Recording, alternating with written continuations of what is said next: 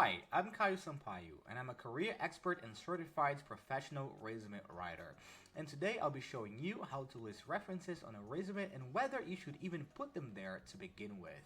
So let's start with that. So that begs the question, should you put references on a resume? The answer is no, you should not. And here's why. First of all, recruiters usually contact references at the later stages of recruitment, usually as a final check before sending you an offer.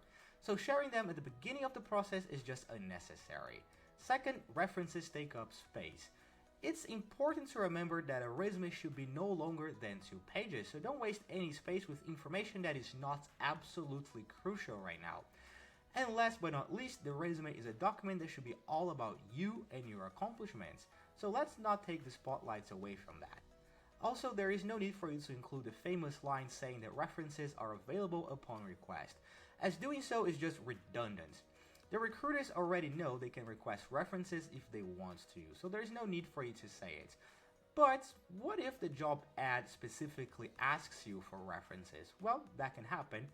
Then it's best for you to follow what the ad says and list references on your resume, which brings us to the next point.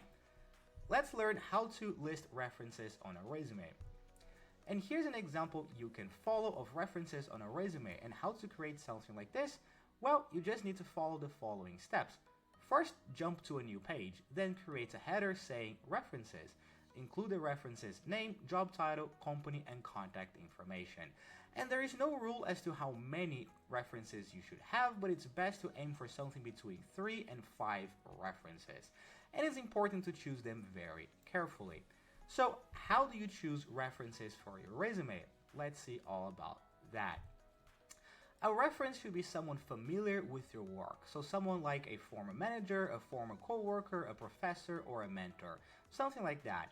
And you should never include family as a reference, simply because they are very unlikely to give recruiters an objective assessment of your skills. And you may try to find a loophole around that by arguing something like, but what if I worked in the family business and my dad was my manager? Nope, don't include that.